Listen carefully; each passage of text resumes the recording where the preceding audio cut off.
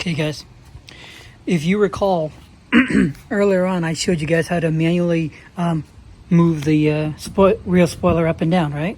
So that's good. I also showed you where the relay was, right? So just to let you know, from my car, when I'm driving, when I park, it's actually flat now, right? When I drive, it does come up. And then what happens is when I slow down, it goes down. So that's not the problem. However, inside the car, I can hear the gears grinding. You know what I mean? Like it's still trying to push down, even though it's already down. So what that means, of course, is while this is functional, it goes up and down. Reality is it long term, it's gonna grind to the point to where it'll break, where it stays in a position. Likewise, it'll burn out my relay as well, right? Because my relay keeps trying to tell it go down, and it's not doing that. So what I'm going to do today, guys, is I'll show you guys how to take the spoiler out of the car. All right. So I've seen people take the top piece out. I've seen people take out the bumper, but I've never seen anyone take out the whole entire spoiler. Now, obviously people do, because, you know, that's how you replace spoilers, right? Especially if you have a bad motor or anything like that. So let's start off with is the first thing you really need to do is you need to have this, the spoiler all the way up. Reason being is because you need to get to these pins. Now these are push pins. You push in and then you can actually pull this right out and this whole piece will come out. So let's start off with that. All right. So as soon as you get the pins out, all you have to do is just wiggle a little bit and just lift it back a little bit, and this whole thing will come right out.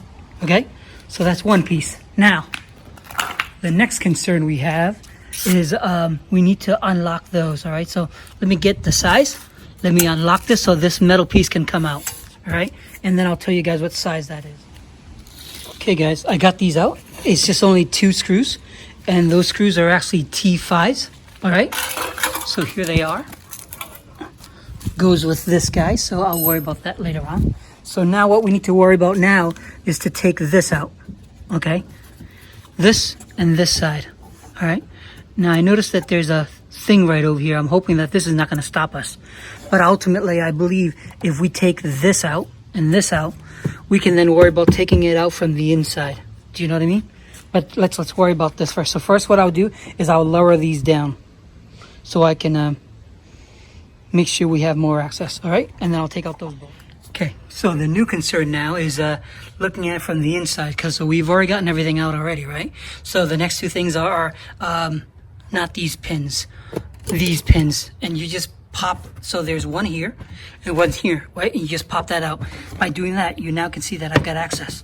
The only gotcha now is I need 2 Phillips to take this piece out, so that way I can fold out the whole entire thing. All right, so I'll do just that. That way we'll get to see what's underneath. All right, I had 2 more push pins. I've got one here and then I've got one here. What that does for me is that now you can see I've got access, right? So what I'm going to do next is I'm going to take out this screw, and that screw. All right. As soon as I do that, I should be able to get access. And let's see, because I have to unplug the power too, right? But at least we're almost there. All right. So let's start with that. Okay. So as you can see, I took out all 3. See, I can show you 1, 2, 3, and then I also took this one out too. These are size 10. So as you can see, it's already loose, right?